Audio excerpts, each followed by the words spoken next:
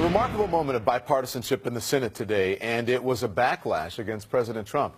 The Senate voting to advance a resolution opposed by the administration ending U.S. support for the Saudi-led war in Yemen. It took place just hours after Defense Secretary James Mattis and Secretary of State Mike Pompeo went to the Hill to defend the administration's response to the killing of journalist Jamal Khashoggi and urge Congress to stay out of the way in U.S.-Saudi policy.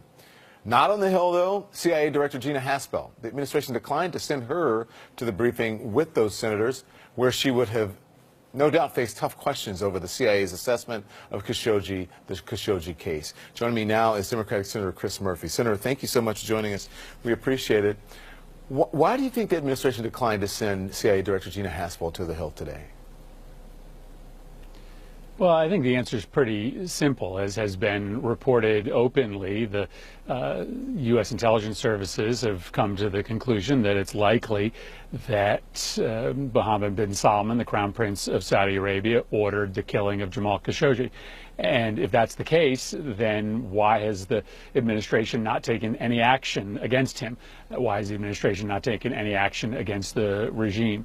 I think they knew that ultimately they wouldn't have answers to those questions if she showed up today. And so instead they sent the Secretary of Defense and the Secretary of State, who, tried as best they could to play dumb about the intelligence. Ultimately, they lost 14 Republicans later that afternoon. But they're saying there's no smoking gun. To rebuke the administration because of that. They're saying there's no smoking gun. You don't buy that?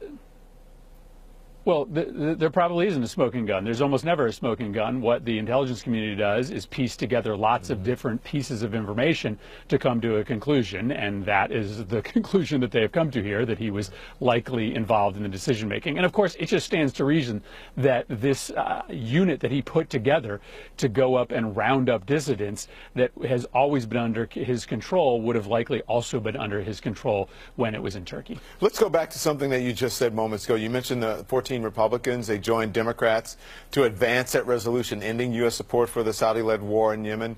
Do you think that is a sign of how angry some Republicans are with the administration's handling of of Khashoggi's murder? I think it has to do with that, but I also think that Republicans are waking up to the changing reality inside Yemen. The civilian casualties are getting worse, not better, the deeper that we get involved. And for a long time, I think many Republicans were willing to believe the Saudis when they told us, hey, we're not killing these civilians on purpose, we're killing them by accident, even though all the evidence suggested that they were killing civilians on purpose. Because the Khashoggi case has laid bare the fact that the Saudis lied to us. They lied to us for 2 weeks about what happened to that journalist, and the Republicans in the Senate came to the conclusion that they probably were also lying to us and have been lying to us about who they're trying to hit and target inside Yemen. So I think it's not just a vote that is a rebuke to the handling of the Khashoggi case. I think Republicans are legitimately worried that we are helping the Saudis perpetuate war crimes inside Yemen.